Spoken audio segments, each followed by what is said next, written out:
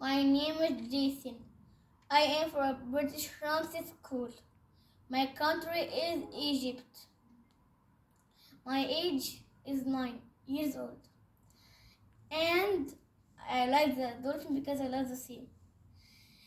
And the idea that this happened to me really, the idea of the story, that this happened to me really, that I'm not near one, that I'm not having any friends. And the story is called Blue Will No Friends. It means that he's asking everyone to be his friend and saying no except the dolphin. Then he be friends. Then the fish and turtle came because Blue Will said to them. Then he said no. Then they come together and they go under the water and they saw squid and they get out again. Then next they saw sharks. Then they ran very fast.